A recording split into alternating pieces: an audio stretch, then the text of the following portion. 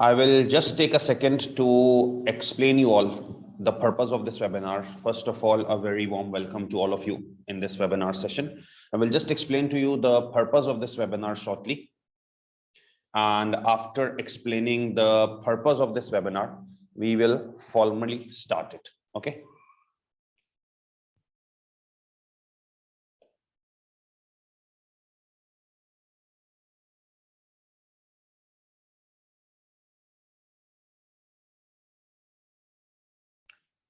Okay, now let's formally start it. My name is Ahmed Shafi, and I have been teaching this financial management paper since the last 15 years. I belong to Pakistan. And together with this, I teach advanced financial management, P4, and performance management, F5, audit and assurance, F8. And many of my students have secured numerous nationwide, worldwide place winners in last many attempts, as you can see the results on your screen. Now, let's specifically focus this session on financial management, FM. Now, when people are giving financial management exam, every attempt, okay, it happens every attempt, okay, we are experienced players in this field, but obviously you are giving this exam for the first time, you are not that experienced. Whenever students are giving this exam, they always claim one thing, that we have no problems as far as section C of this particular section is concerned. Okay, we have no problems as far as section C of this particular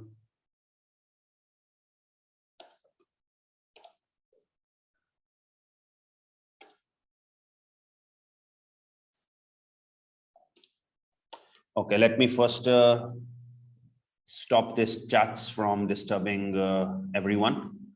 Okay, because if there is an internet problem at one end and someone forgets to open his voice, he starts disturbing everyone. Okay, I am not having any voice and everyone gets distracted. Okay, so let's just stop it.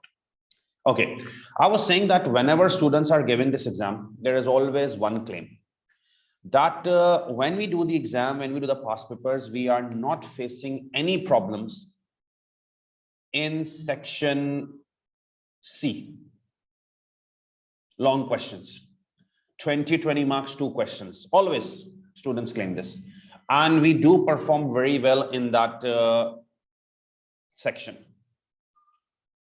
But we face difficulties in MCQs and MTQs, the section A, 15 MCQs, and the section B, 3 OTQs, we face problems in it. Now, if I tell you from your perspective, the problem is somewhat genuine because we have very limited MCQs getting published by the official examination team. Now, if you go to the ACCA website and try to find out practice past papers, you find very less MCQs and MTQs published there. Long questions, there are always published, so you are okay with that how are examination questions coming. But as far as MCQs, MTQs are concerned, they are not published so frequently. So you have very limited data as far as this MCQs and MTQs portion is concerned. Now, if you have very limited data as far as this MCQs and MCQs is concerned, what you do is you then rely on the revision kit. Okay, I will go to revision kit and I will solve the revision kit of Kaplan, or I will solve the revision kit of BPP, and then I will prepare for MCQs, MTQs. Now, if I talk about that MCQs, MTQs, obviously BPP, Kaplan do have some good MCQs and MTQs, but there are some MCQs and MTQs which are very far away from what is tested in the exam. So again, even after doing the kit, students somewhat feel uncomfortable or unprepared that no matter what will happen with MCQs and MTQs, and they start bothering by messages, what should we do, again, some panic attacks. Okay, Now, first of all, I would advise you to start accepting the challenge. Everything is not just a walk in the park that you go in a park, walk and enjoy and come back. This is the examination. Examination has challenges. And this is one challenge that MCQs and MTQs are not published. So no matter you study from me, no matter you study from any other tutor, you will have difficulties at the end in that, and you will feel underprepared, but that's perfectly normal. You are not the sole one who is facing this. Everyone is facing this around the globe. I teach in 80+ countries. Everyone has this issue. Okay, no matter he's our student or not. So don't just start thinking that, okay, I get prepared with MCQs like it's a walk in a park and I go and clear the exam. No exam has 100% pass rates. You have to face this challenge. So what we do is, just a second, please.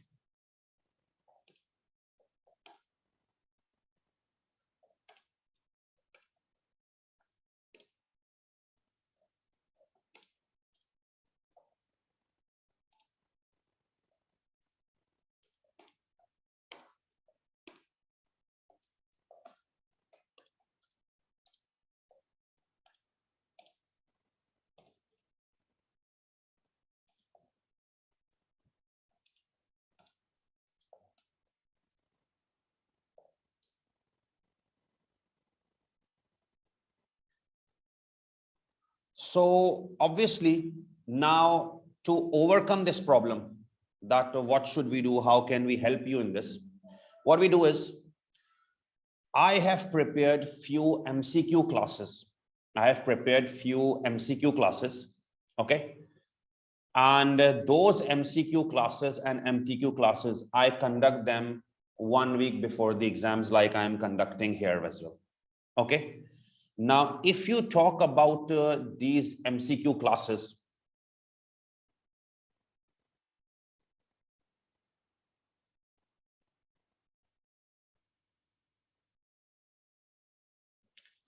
I have already prepared 4 MCQ classes. Okay. Those students who have studied from me, they are on our LMS, Learning Management System portal. When you buy the course from us, you get these 4 MCQ classes. Okay. And 1 or 2 weeks before the exam, we publish it on our YouTube channel as well. My YouTube channel is on my name, Ahmed Shafi.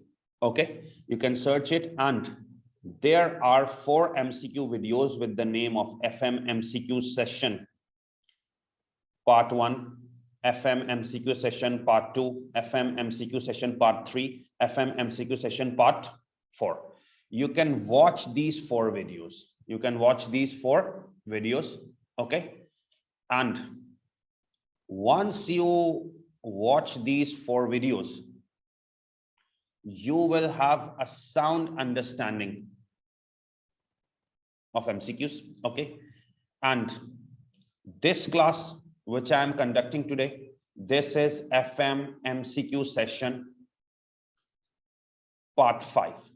Okay. Now, these examination questions, MCQ questions, which are discussed in all those 4 parts and this one, they are extracted from examination MCQs. Okay. There are some examiner reports in which examiner publishes these MCQs. Okay. We extract them from here. And whenever I have told students to watch this MCQ session and go in the exam, remember, if you watch these 5 MCQ session videos, you might get few MCQs in your exam directly from these videos.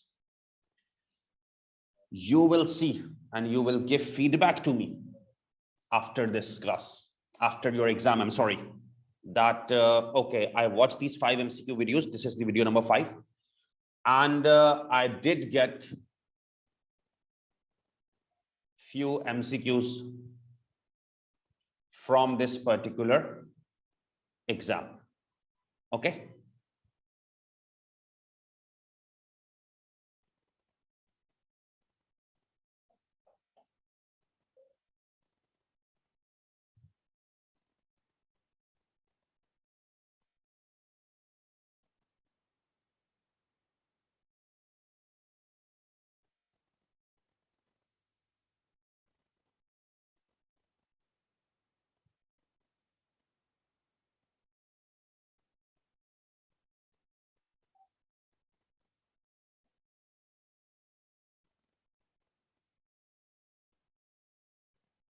Okay, so my advice is that take this class, and after this class, do go to the YouTube channel and watch those 4 videos with these names, and you will feel really comfortable with MCQs, and you will hopefully find some MCQs in the examination as well.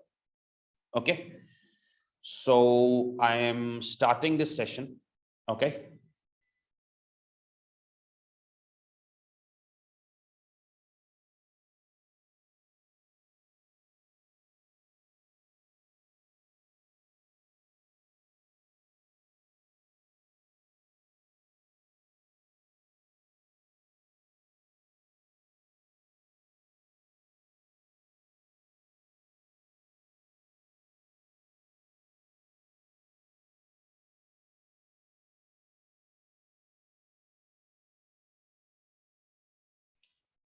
Now, during the session, there is always a chance that there can be some disconnection and the connection may be lost.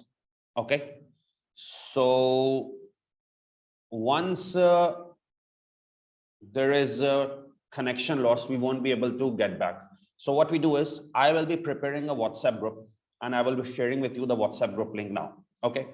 I would advise you to join the WhatsApp group because once this session is over, I will share the recording on that WhatsApp group. Plus the old 4 MCQ sessions, I will also share there, and I will also share the notes. And if there is any connection lost, we can get back on it. Okay. So please join that WhatsApp group. I'm just sharing the link in the chats.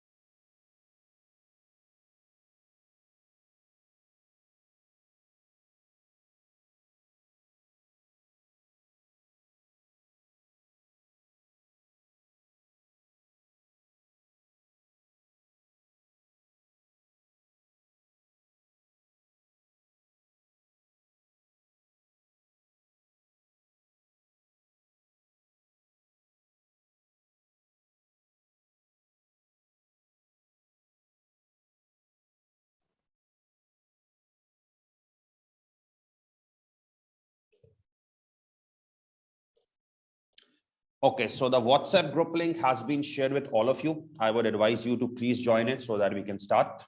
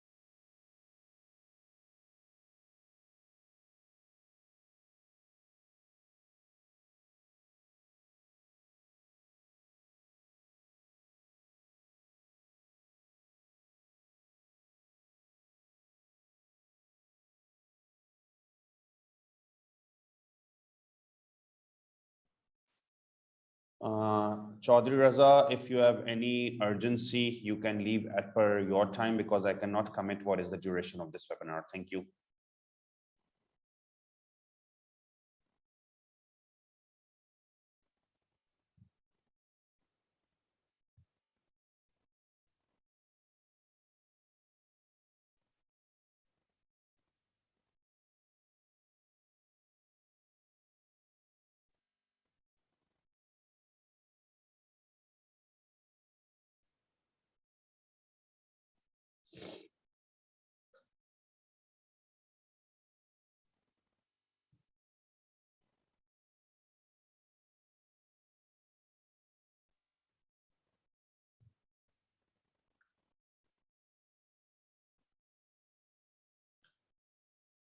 I'm again sharing the WhatsApp group link. Please join it, because then I will share something even during the class, and you will say, I don't have it because I'm not in the group. So please join it initially.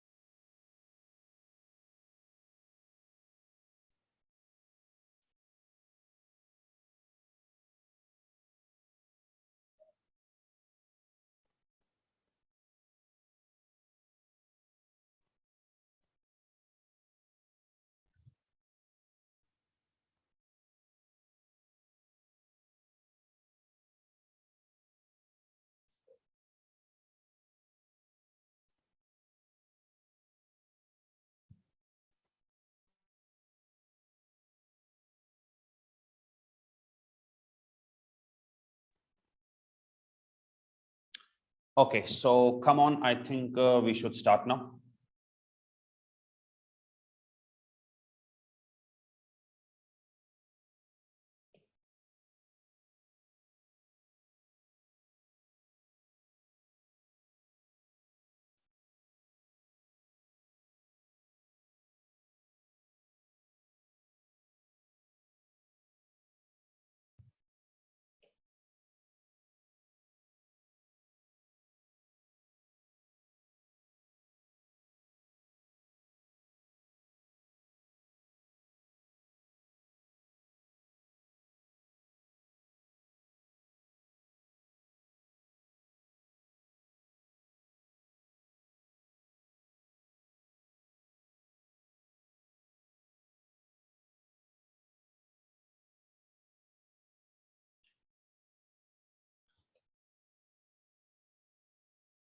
Okay, now on your screens, you would be seeing some MCQs, and you will be seeing the questions. So I will share this file with you as well. Okay, but let's just start discussing them so that you get a sound idea of how things are moving in this particular direction. Okay, so let's just start doing. I will discuss few MCQs with you, and I will discuss one detailed MTQ with you of business valuation. Again, I'm telling you, these are examination questions, right? So make sure you don't take them easy, and you prepare them to the best of your understanding. And you also watch the videos which I have told you to watch previously, the 4 videos. Okay, so that you get a complete grip on all of these things. Okay, so let's just start it. Okay, example number 1, which is in front of your screens. I will firstly address that. In relation to the ROCE, return on capital employed appraisal method.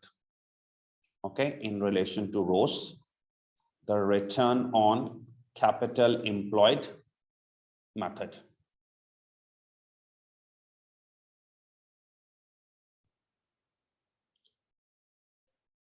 You have all known what is the ROCE, return on capital employed method. So in relation to ROCE, return on capital employed method, which of the following statements is correct? ROCE leads to better decisions since it uses accounting profit rather than cash flows. So we all know that ROCE uses profits rather than cash flows. NPV technique uses cash flows. IRR technique, payback technique uses the cash flows, the figures of NPV cash flows. But ROAS uses profits, right? So ROAS leads to better investment decisions since it uses profits rather than cash flows. Investment projects with a ROAS greater than WACC should be accepted. Investment project with a ROAS less than current ROAS should be rejected. Okay. ROAS takes into account all years of operation of an investment project. Now, which of the following statements is correct? Now, in order to answer which of the following statements is correct, in order to answer which of the following statements is correct.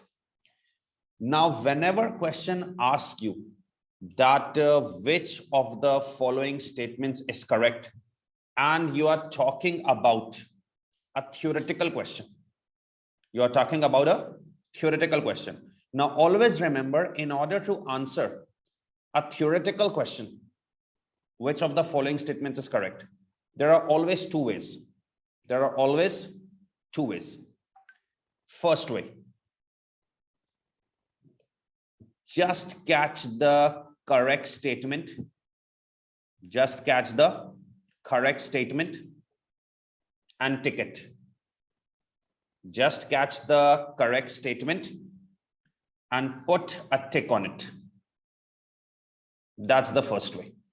Okay. There is another way. Remove the obviously wrong ones.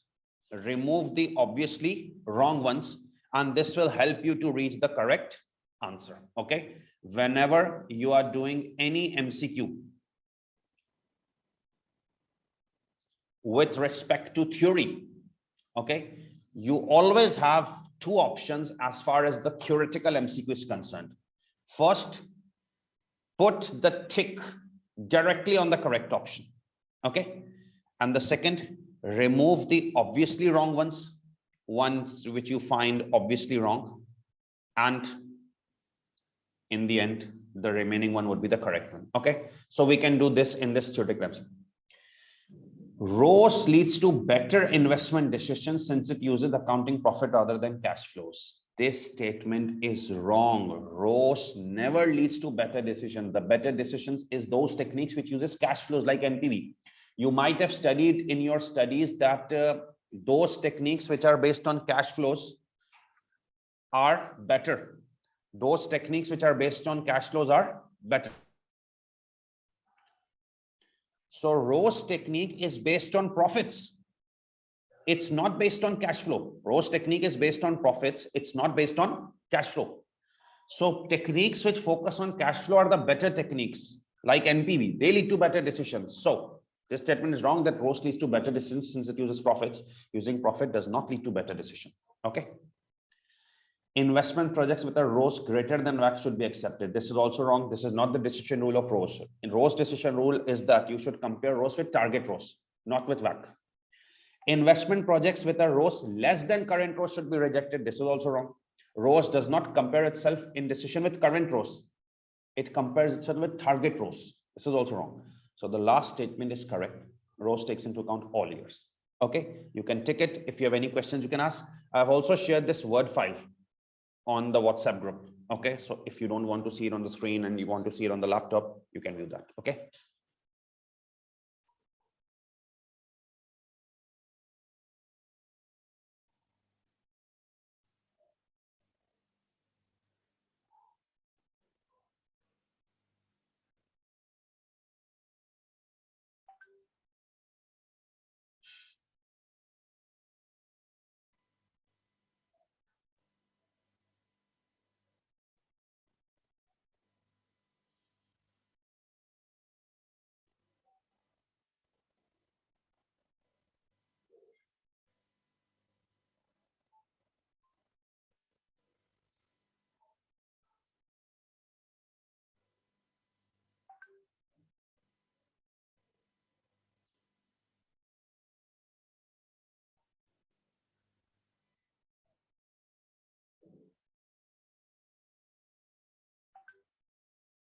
Hamza, the problem is we don't compare ROAS with the WACC. We compare ROAS with the target ROAS. That's why it's wrong.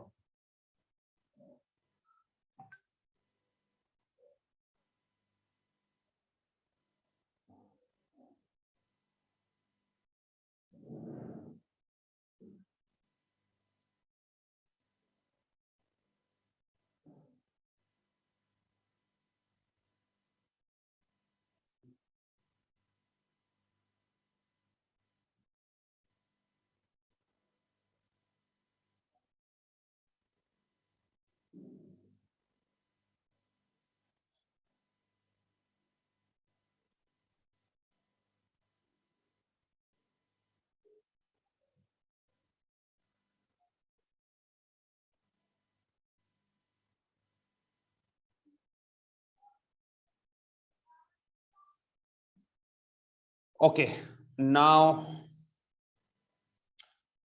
this was an easy MCQ. Let's move forward.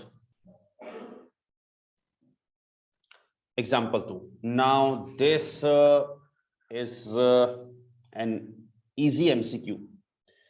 If people have gone through the text, it's a very easy formula and it's a new edition as well. Okay, but the problem is people don't go through the text and then they find some difficulties in the exam. So make sure you are just overviewing the text. Okay, and this is a new thing as well. Okay. A large listed company is due to issue a 90-day commercial paper with a nominal value of 10 million. Each paper will have a nominal value of 100,000. The annual required rate of return is 4%, assuming a 365-day year. Commercial paper is in that theoretical chapters of the financial management function or the economic and business environment. Okay. A large listed company is to issue a 90-day commercial paper with a nominal value of 10 million. Each paper will have a nominal value of 100,000. The annual required rate of return is 4%, assuming 365 a year. What is the issue price of each paper? Now, in the book, this is the new edition. There is a formula. Issue price of each commercial paper. Issue price of each commercial paper. In the book, there is a formula. Issue price of each commercial paper. Now, in order to get issue price of each commercial paper, in order to get issue price of each commercial paper, there is a formula.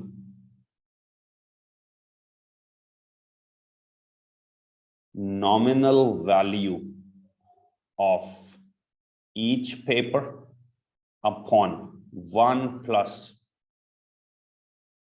total interest earned. Those who have gone through the latest text, they would have found the new edition here. Those who have gone through the text, they would have found the formula in this new text of commercial paper. It's a new edition. But those who have not, I have written in front of you.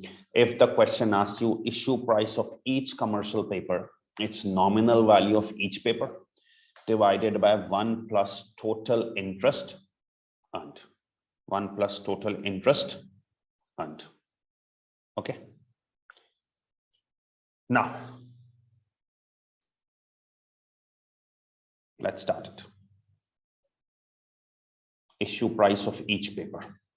The question is, a large listed company is to issue a 90-day commercial paper with a nominal value of 10 million. Each paper will have a nominal value of 100,000. Required rate of return is 4%, assuming a 365-day year. What will be the issue price of each paper? I have told you, in order to find the issue price of each paper,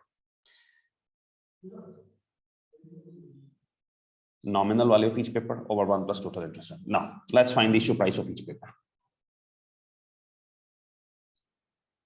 Nominal value of each paper. Now, what is the nominal value of each paper? If you can clearly see in the question, each paper will have a nominal value of 100,000. So nominal value of each paper is 100,000 over 1 plus total interest earned. Now, how do you get the total interest earned? How do you get the total interest earned? Now, what is the interest? Return interest is the same thing. It's 4%. Interest is 4%. Total interest earned. Interest is always earned on par value, nominal value. You know that, right? This is just 5 days before the exam. And you know that interest and dividend are always earned on par. So 4% of par value. Now you need total interest earned, not interest of one paper. You need total interest earned. So 4% of total nominal value, 10 million. 4% of total nominal value, 10%. So 4% of total nominal value, 10% is 0.4 million. But if you just leave it here, this is the interest of the whole year. 4% of 10 million. This is for the whole year. Will you get interest for whole year? No, it's just a 90-day paper. So you will only get interest for 90 days. So apportion it.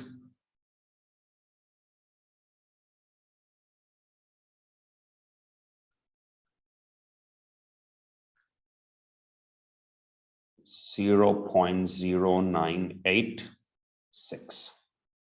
So 1 plus total interest earned is 0.0986, and add 1.0986, 100,000 divided by 1.0986.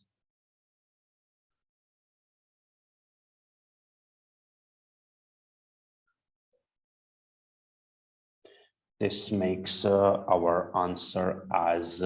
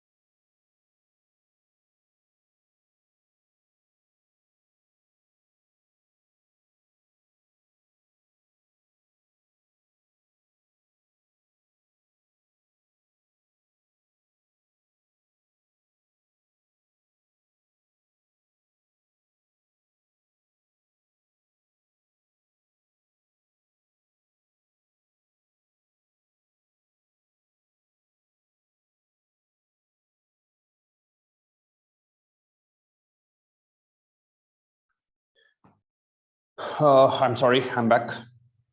So let's just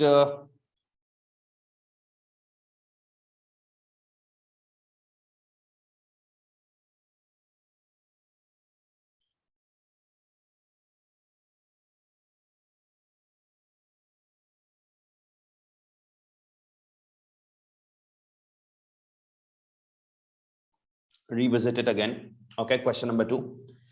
A large listed company is due to issue a 90-day commercial paper with a nominal value of 10 million. Each paper will have a nominal value of 100,000. The annual required rate of return is 4%, assuming a 365-day year. What will be the issue price of each paper? Now, issue price of each paper, this is the new edition, as I told you just before.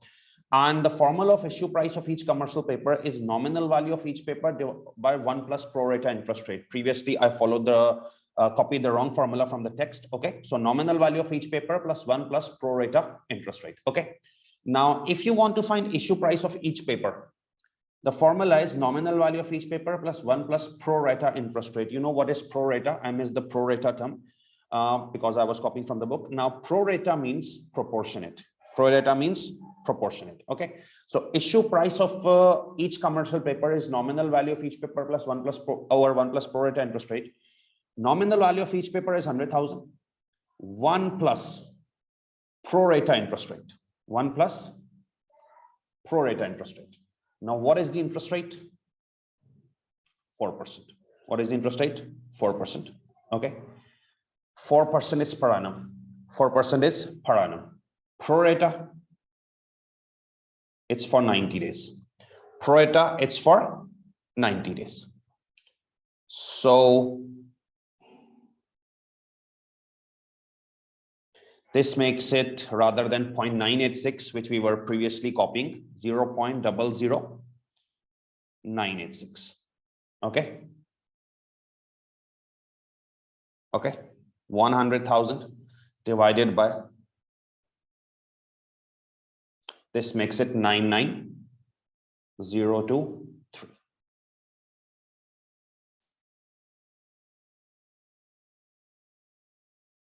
So please copy this.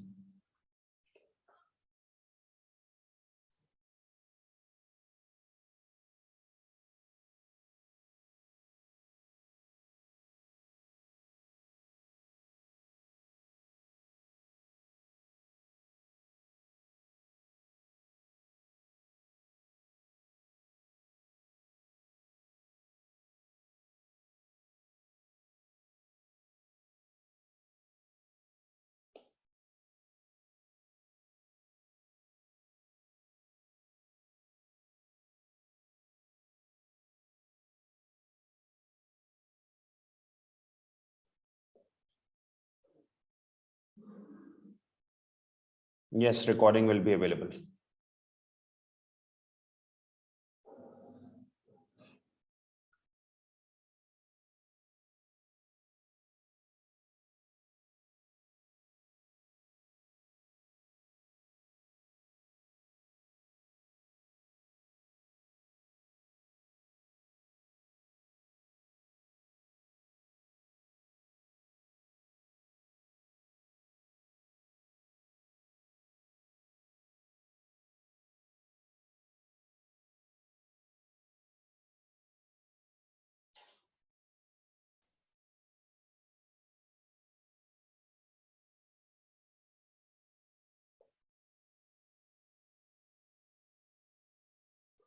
I will share the recording on the group. I have told this multiple times. Please wait, and it will be shared by evening because it takes time to get ready.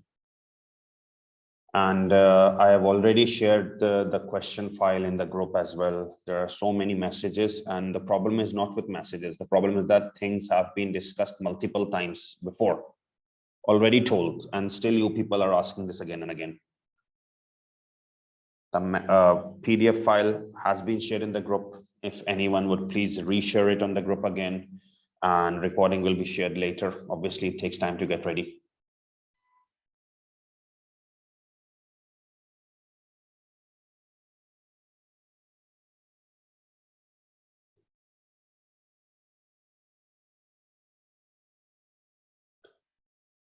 And Hazik, I don't know what's the problem with you, because the WhatsApp group link has also been shared 3 times in this group, and you are saying you are not in the group. So again, I'm sharing it for you.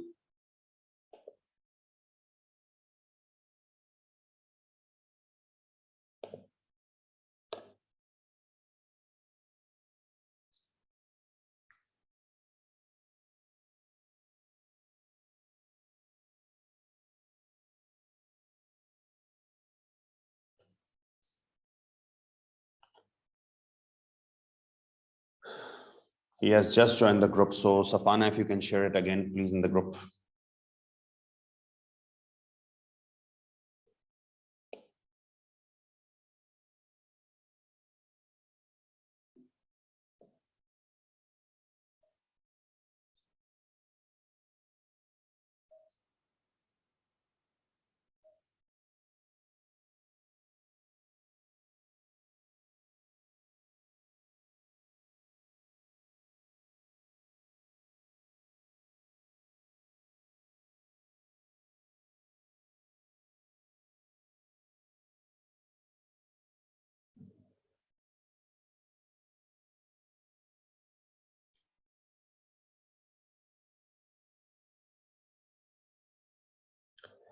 Please share the file again in the group, and please don't ask for file again and again. It's been 5 or 6 times it has been shared, and this is creating a bit of disturbance again and again.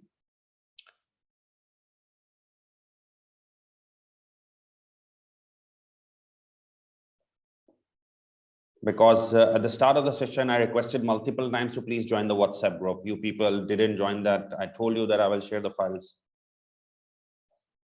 Okay. Now, I just want to, for your knowledge, gather one thing. So let me just open that.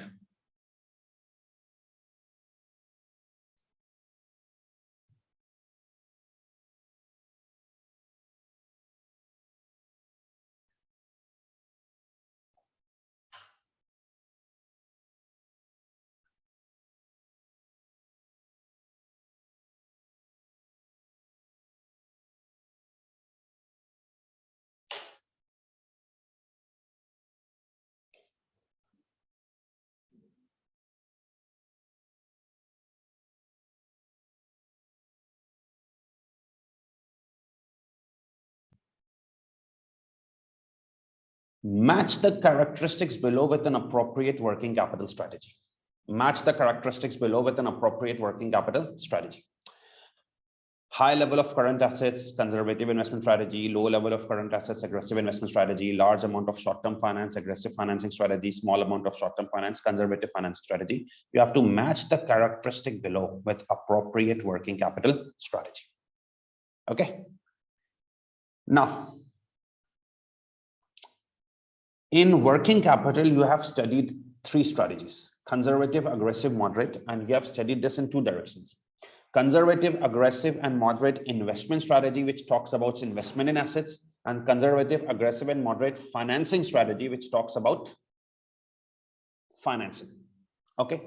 Now, if you know about aggressive strategy, aggressive financing strategy wants to raise finance from short term, and conservative wants to raise finance through long term. So large amount of short-term finance. Short-term finance is preferred. This will be aggressive financing strategy. And small amount of short-term finance. Small amount of short-term finance means large amounts of long-term finance. Long-term finance is conservative financing strategy. There are 3 financing strategies: conservative, aggressive, and moderate. So aggressive financing strategy says you should take finance from short-term, and conservative says take from long-term. Okay. So if you talk about large amount of short-term finance and large amount, aggressive; short-term finance and small amount, that means long-term finance in large amounts, that is conservative. Talk about investment strategies.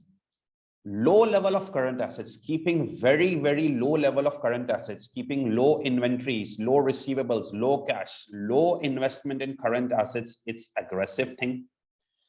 High level of conservative current assets, inventory, keeping high level, that's safe, conservative. So all options have been matched with their respective things.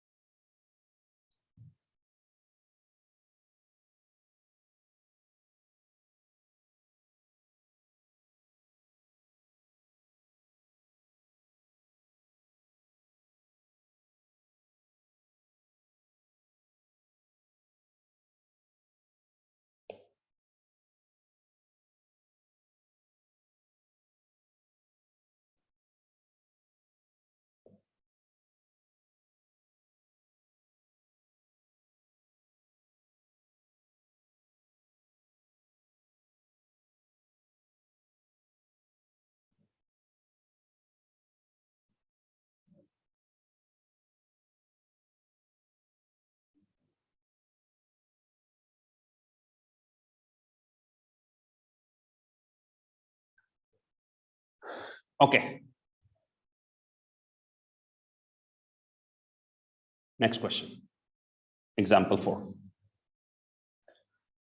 A company has announced that it will pay an annual dividend equal to 55% of earnings, and its earning per share is 0.8.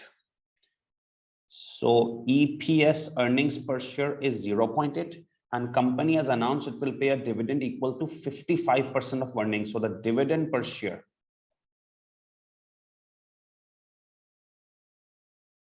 is 55% of earnings.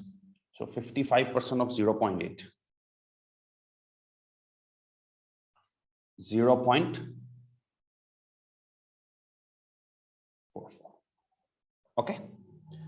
A company has announced it will pay a dividend of 55% of earnings. Earning per share is 0.8. So earning per share is 0.8. Dividend is 55% of earnings, 0.44. Return on equity, ROE, it's 20. And current cum dividend share price is 4.6. Cum dividend share price. You are not given X dividend, you are given cum dividend here. Cum dividend share price 4.6. What is the cost of equity? Cost of equity is K. It's asking cost of equity is K. Now remember, if we talk about cost of equity K, it's two models we have studied in financial management to find K. One is DVM, one is CAPM. Okay. Does this thing, the data provided, suit CAPM? No, it suits DVM. Why it suits DVM? Because in CAPM you need RF, RM, beta equity. That's not given. That's why K would be found through DVM. And in DVM, the formula of K is D1 P naught plus G. The formula of K under DVM, it's D1 over P naught plus G. Now, if I see in this question, I am unable to find G growth rate. If I see in this question, I'm unable to find growth rate G. So how to find G? Again, there are two models to find G. Gordon's retention and past dividend. In past dividend model, you need to have the histories of dividends. That is not available. You cannot use that. But for Gordon's retention model, G is B into R, a retention ratio into ROE, retention ratio into ROE. You cannot apply past dividend model for growth. Why past dividend model cannot be applied? Because histories of dividend is not given. So you can find through Gordon's retention, B into R, return on equity into retention ratio. Now, return on equity is 20%, it's given. Return on equity is 20%, that's given. Retention ratio. Now, you might have studied dividend per share over earnings per share gives you payout ratio. Dividend per share over earnings per share gives you payout ratio. Now, if company's dividend per share is 0.44 and its earnings per share is 0.8. 0.44 is the dividend per share and your earnings were 0.8. That means you paid out 0.44 from your earnings of 0.8. Your payout ratio is 55%. Now, if payout ratio is 55%, retention ratio is 45%. If you paid out 55%, you retain 45%. So 45% is the retention ratio into ROE. Growth rate is 9%. Growth rate 9%, you can put here P naught. P naught is the share price X dividend. You are not given share price X dividend, you are given share price cum dividend 4.6. You cannot use cum dividend in this formula, you can use X dividend. So remove dividend from this cum dividend share price. What is the dividend? 0.44. Remove 0.44 from the share price cum dividend, you will get X dividend 4.16. Okay. Lastly, D1. D1 is the next year's dividend. Now, what is today's dividend? 0.44. You need next year's dividend. What is the growth rate? 9%. So if you increase the current dividend by 9%, you will get the next year's dividend 0.4796 divided by 4.16 plus 0.09. This makes it 20.5%. Okay, please copy this. If you have any questions, please ask.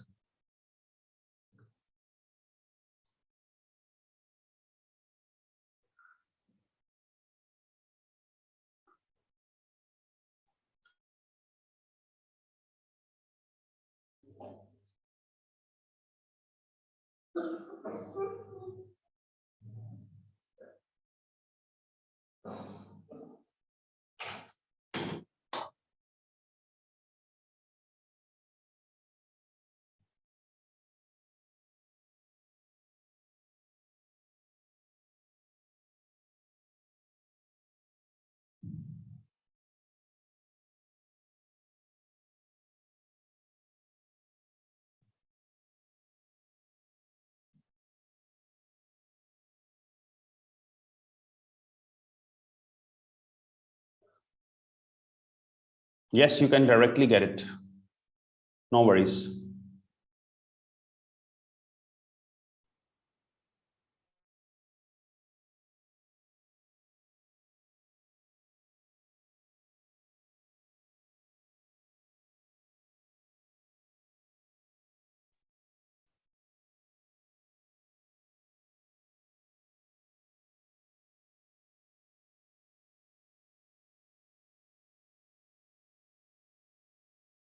Ayaz, anyways, you have to find 0.44 because unless you know the dividend, you cannot get the next year's dividend.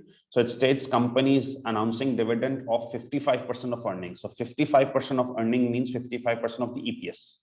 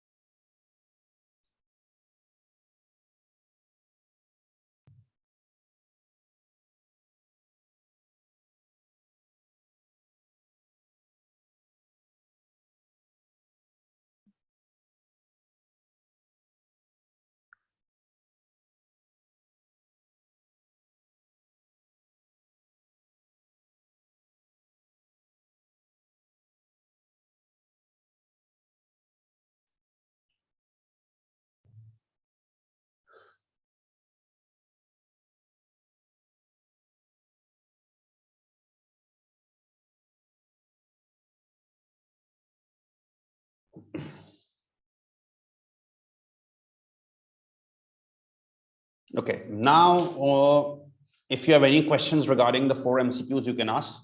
Now we will be doing one MTQ, and this MTQ will have 5 requirements, so we will solve them step by step. You all know that business valuation and risk management are likely to get tested in MTQs. So I'm doing one MTQ. This is also an examination MTQ from business valuation, so you can get a good command on this. Okay. The question states, obviously for MTQ, you have a proper case. Following information relates to Davzin company on a large stock market. Okay, its information is for Davzin companies listed on a large stock market. Revenue 35.5 million, cost of sales 20 million, other expenses 8.4, finance cost 1.4. Deducting all costs from revenues gets taxable profit PBT. Tax is 30%, this is PAT. Okay, following information relates to Davzin.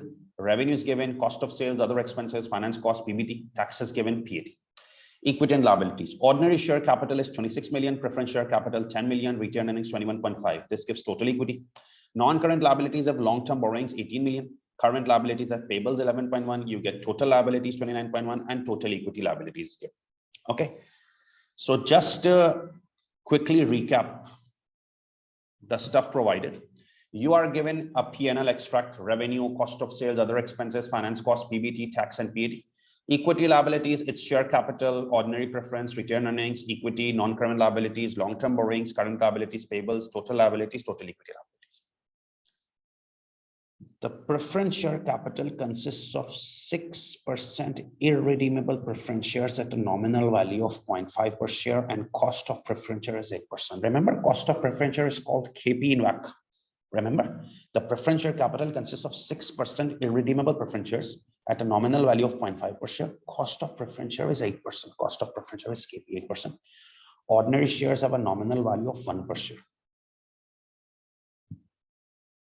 Ordinary shares have a nominal value of 1 per share. Just for an idea, if 26 million is the ordinary share capital, 26 million is the ordinary share capital, and price of ordinary share nominal value is 1, that means company has 26 million ordinary shares. Just for an idea, that if ordinary share capital is 26 million, 1 rupee par value, that means 26 million shares. Company has a P ratio of 12 times. Stock market is expected to grow by 6% per year. Stock market price is growing by 6% per year.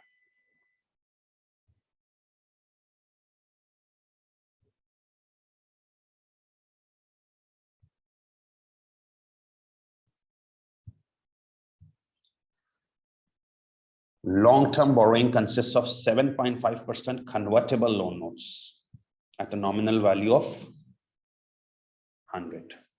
Sorry, $100. Long-term borrowing consists of 7.5% convertible loan notes at a nominal value of 100 per loan note. At the end of 6 years, they can be converted into 40 ordinary shares or redeemed at nominal value. The before tax cost of that is 6%. This is the information. Now, I have been provided information regarding sort of P&L, profit and loss account, revenue, cost of sales, PBT, finance cost, etc. And I have been provided information regarding a balance sheet, non-current liabilities, current liabilities, payables, etc. Then information about preference share is given, then ordinary shares, and then long-term borrowings.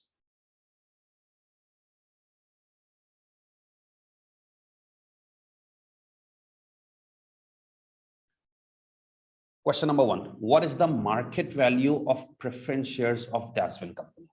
What is the market value of preference shares of that? Now, market value of preference shares is required. The question is asking a market value of preference shares. Now, if you know market value of preference shares, how to get the market values of preference shares? How to get the market value of preference shares? Now, if you remember something about WACC, in WACC you study the formula of cost of preference shares K was PD, preference dividend per share over P naught market price of preference shares. Okay, you find KP in WACC, it's preference dividend per share PD, preference dividend per share over P naught market price of preference share. Now, question is asking you this market price of preference shares. So what you can do is you can rearrange it. Market price of preference shares goes here and KP goes down. So for P naught market price of preference shares, it will be PD, preference dividend per share over KP. For this KP, it was PD over P naught, preference dividend per share over market price of preference share. You rearrange it, market price of preference share is found. Rearrange KP in denominator, PD over KP. So let's find P naught. KP. Remember in question, cost of preference share above is given 8%. Remember, cost of preference shares KP is given 8%. Cost of preference share KP is given 8%. PD is the preference dividend per share. Now, what is the preference dividend per share? What is the preference dividend per share? Preference share consists of 6% preference share. The preference dividend per share is 6%. What is the preference dividend per share? PD. Preference dividend is 6% of what? Interest and dividend are always paid at par. So 6% of par value 0.5. 6% of par value 0.5 makes it 0.03 preference dividend per share. 0.03 divided by 0.08, it's 0.375.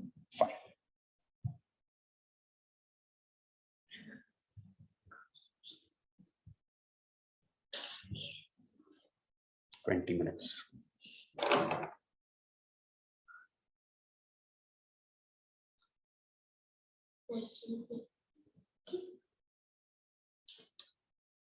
People might be wondering that the answer is 0.375 and sir is taking 3.75 million. So just they again not become over smart. I will let them know that P naught is 0.375. I have taken PD, preference dividend per share, 0.03 over 8%.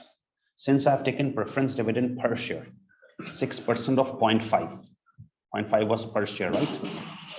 0.5 was per share. So since I have taken per share, the value is also per share. It's asking market value of preference shares. So if you can go in the question.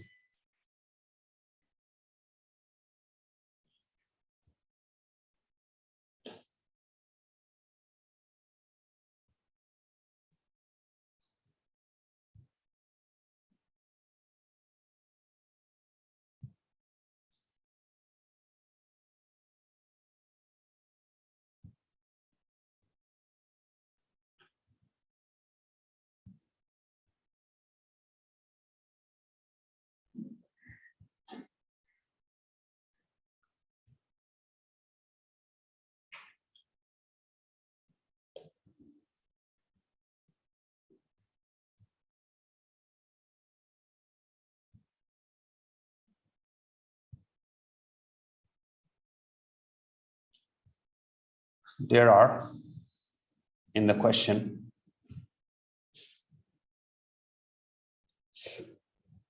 $10 million is the preference share capital and 0.5 is the nominal value. So 10 million preference share capital, 0.5 nominal value, 20 million preference shares.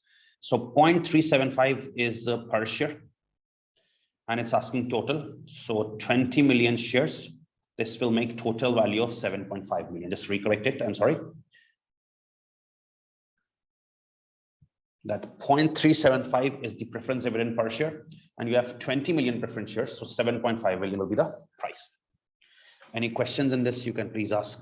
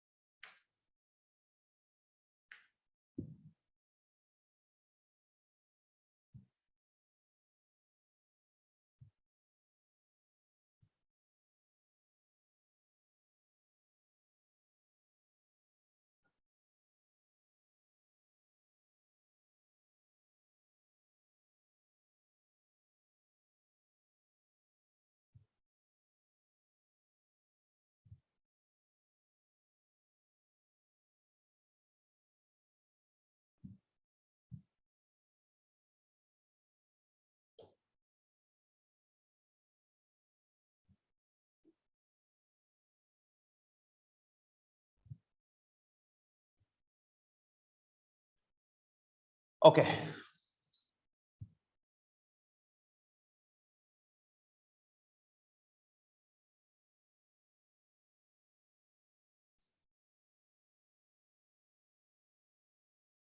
Okay, it's just a joke now that how difficult you people make lives for a tutor. Remember a few minutes back, I said that there was one student who was saying we are going too slow. Just don't take it seriously.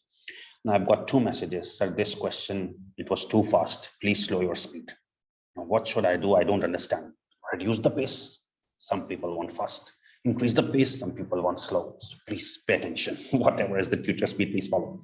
Because the thing is that you always have the recordings later.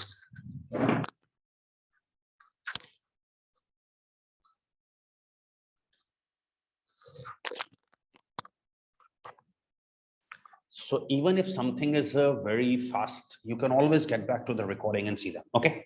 Now, next question. Using the PE ratio method, what is the value of DASWIN? Now, if you have studied in business valuation PE ratio method, using PE ratio method, what is the value of DASWIN? In PE ratio method, value is PE ratio into EPS. P ratio into EPS. Value is P ratio into EPS. Okay, now P ratio, if you go in the question, it's 12 times. P ratio is given, it's 12 times. See, P ratio of 12 times into EPS. Now we all know the formula of EPS. EPS is PAT for less preference dividend divided by number of ordinary shares. And I've told you number of ordinary shares, it's 26 million shares, 26 million, one par value. So let's move forward. P ratio into EPS. P ratio is 12 times. EPS is PAT 4 million minus preference dividend. Preference dividend is 6% of par value, 10 million. 0.6 divided by number of ordinary shares, 26 million shares. So 12 multiplied by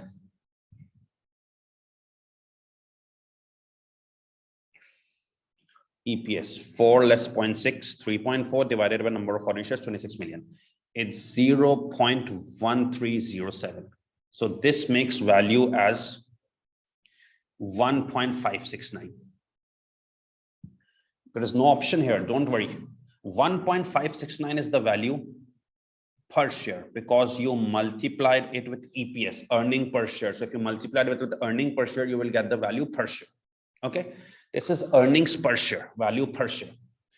You need total value, so multiplied by the number of shares. Now, number of ordinary shares are 26 million shares, just multiply it, 40 point.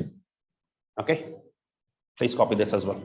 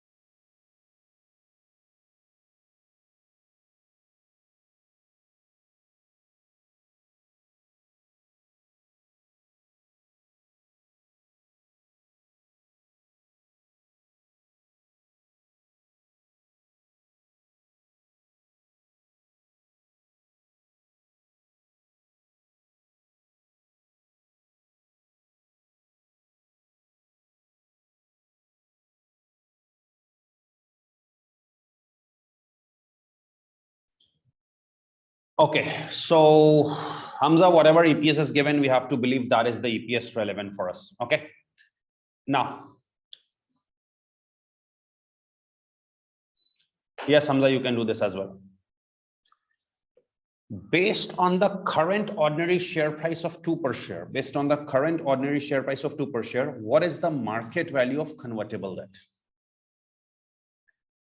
Market value of convertible debt. Now, the definition of market value of debt is present value of outflows.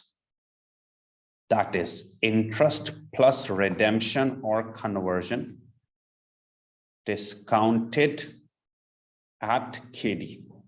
This is the definition of market value of debt if I refer to Kaplan. अगर मेरी company की value earning yield method यानी कि PAT divide by earning yield is equals to 1/P ratio, तो क्या उससे possible है?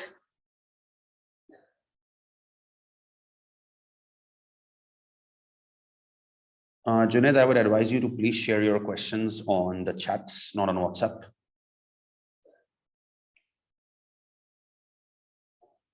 Okay, now the book definition of market value of convertible debt is present value of outflows, interest plus redemption or conversion, discounted at KD. Okay, now this debt is not just being redeemed, not just being converted. We have two choices. So first we have to check which choice is better. It can be redeemed after 6 years at nominal value 100. Okay. And it can be converted after 6 years into 40 shares. Shares have a current price of 2, but it will be converted into 40 shares after 6 years. Share price is growing by 6% per annum. So it will increase by 6% per annum for 6 years. So after 6 years, this is likely to become 2.83 per share, growing by 6% per annum. So 6% each year, 1 year, 2 year, 3 year, 4 year, 5 year, 6 years, becomes 2.83 per share and gets converted into 40 shares. Gets converted into 40 shares. So this will make it, I think, 113.48. This will make it 113.48. So if you just check it, that if we are redeeming at par after 6 years, that's what you used to do, right? It's giving us 100. But if we convert it after 6 years into 40 shares, each share is currently valued at 2, growing by 6% each year. So 6 times 2.83 per share. This makes 113.48. So what is the better option? Conversion.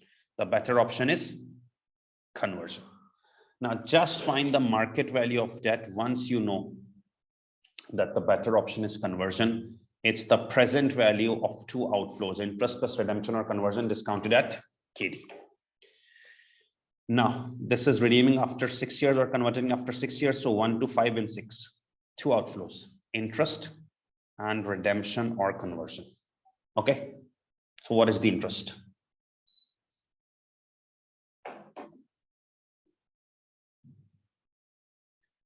%7.5 interest on par value 100. Interest is always on par value. 7.5 is the interest, and cost of debt KD is 6%.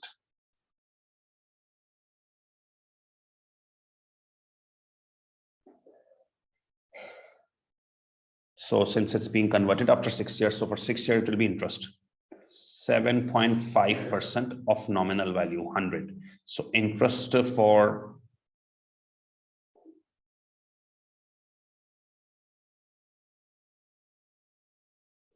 six years would be 7.5, and after 6 years it won't be redeemed at 100, it will be converted into 40 shares at 2.83 per share, 113.48. So these will be the two outflows, interest and redemption. 7.5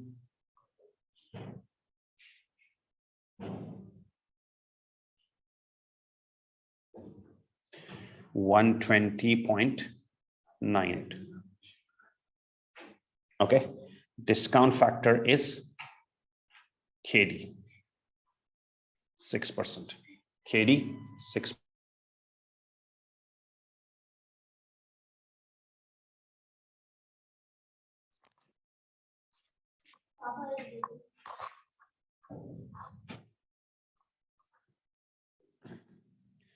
So for 6%, you need factors of 5 years annuity and 6 years separately. So 6% for 6 year go in the table.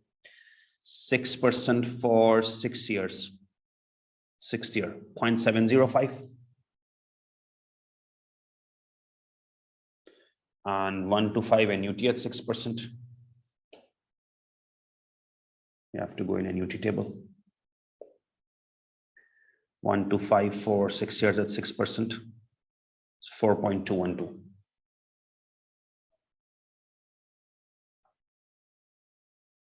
Net cash flows into discount factors gives you present value.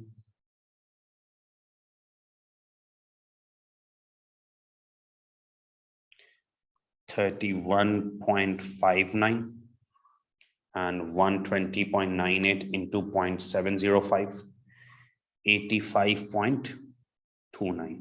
You add up total present value of these two outflows, interest and redemption or conversion, 116.88.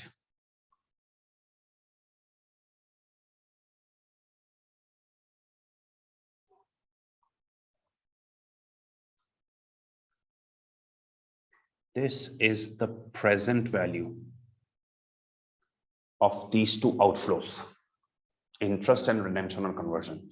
This present value of outflows is the market value of debt, 116.88. That means bonds are trading at 1168.88 by 100. This is the market value. Now again, you go, there is no option 1168 by 100. It's asking for total. Now, if you go in the question,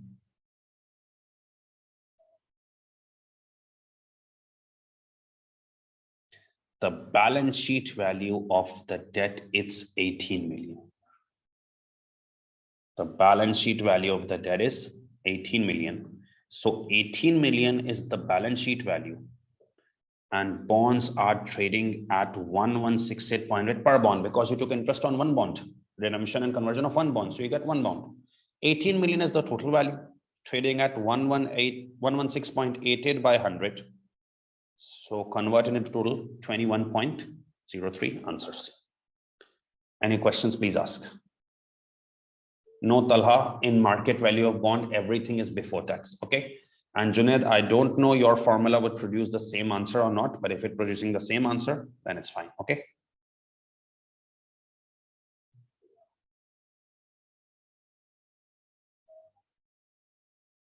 Interest won't be after tax because market value of bond is computed on a before tax basis.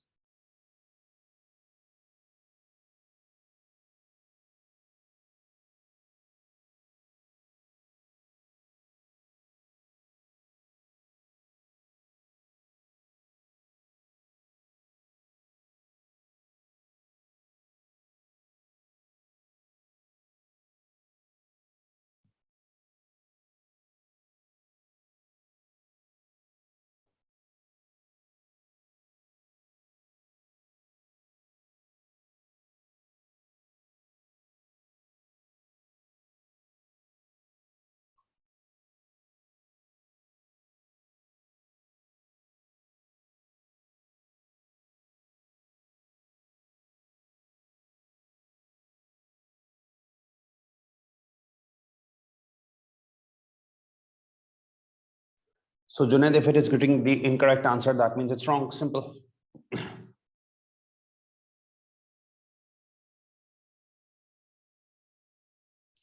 Akash, it's basically 2 per share. Currently, share price is 2 per share, and you will get 40 shares after 6 years. So it's increasing by 6% per year. So you need it to increase by 6% each year to get share price after 6 years, 2.83. Then we will get 40 shares.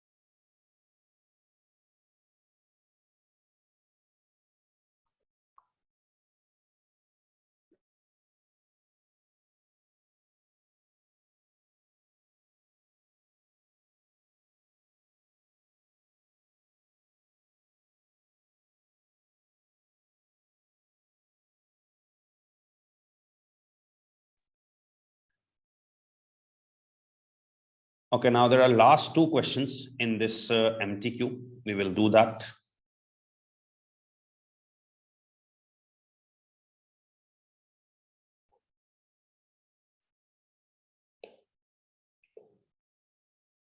Question number 4, in relation to information requirements for valuing shares, which of the following statements is correct? Again, the question is asking which of the following statements is correct. Again, the question is asking which of the following statements is correct.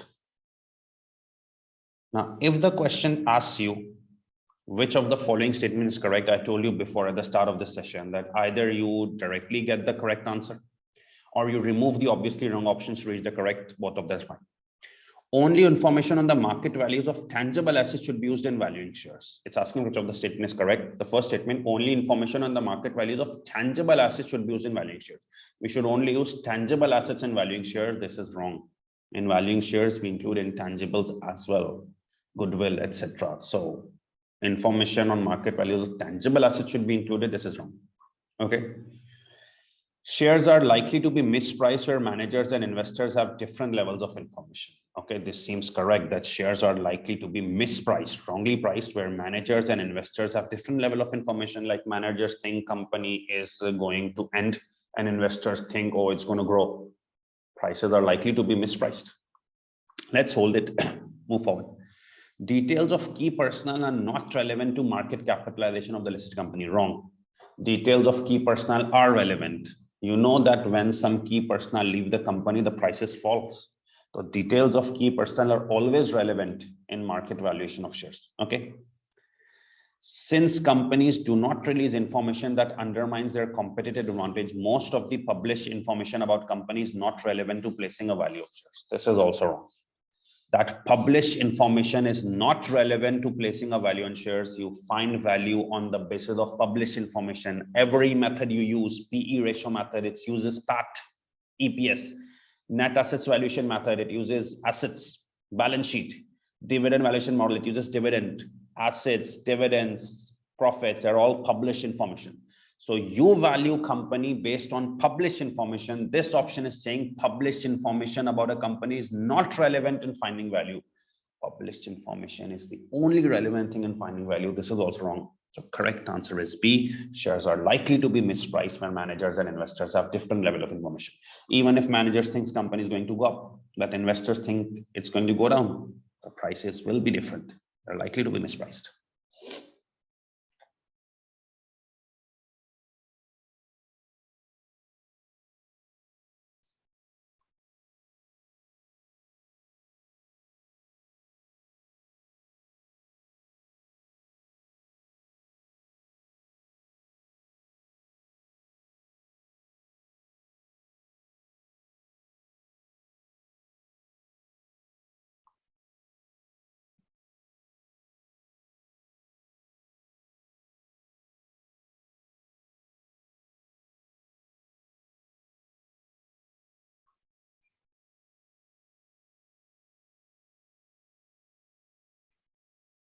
First point is stating that only tangible assets should be included in valuing shares. This is wrong. Intangible assets should also be included in valuing shares.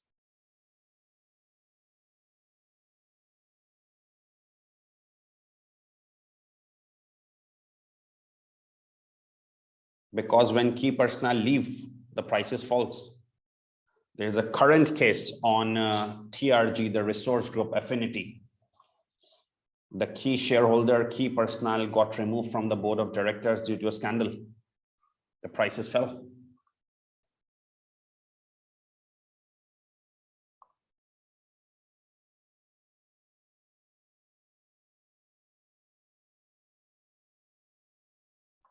Okay, last question. In relation to behavioral finance, which of the following statements are correct? When investors believe that recent share price increase will continue, this can lead to irrational investment decision by uninformed investors. Irrational decision is typically a hodgepodge, wrong decision. Let's buy more. Irrational decision is basically a hodgepodge decision. Let's buy more. So when investors believe that recent share price increases will continue, they think that the price rise will continue. Do sometimes they take wrong decision and get stuck in that share? Yes, because whenever people feel that share price trend of increment will continue, they buy more without looking at fundamentals, because without looking at anything else, just buy more because share price increasing. So when investors believe that share price increase will continue, this leads to irrational, wrong investment decision. This statement is true. Second, informed investors can contribute to speculative bubbles. Who are informed investors? Informed investors are those who have insider information. Do people, those who have insider information, they create bubbles in share price? Yes, because insider news people, they tend to buy more, create demand, which increases share price, and it's a bubble created, which is sometimes going to burst. So informed people who have inside information, they create bubbles in the market, artificial increment in the prices. This is also true. So both 1 and 2 are true. Okay. So I think we started late. Approximately 2:20 p.m. Pakistan time, and it exactly took 1.5 hours to complete all these questions. Okay, please don't rely only on this video. I have told you in the initial that there are 4 more videos which I will share on your WhatsApp group. Okay, I will be finally sharing the WhatsApp group once for the last time. So please, everybody who has not joined that group, I would advise them to join this group. I will share the 4 previous videos as well there. And plus we can discuss some other issues there as well. Okay, use these 5 videos, this one and the 4 one. You will easily find some MCQs, maybe luckily more than 2 or 3 in the exam. Okay, take care. Bye bye.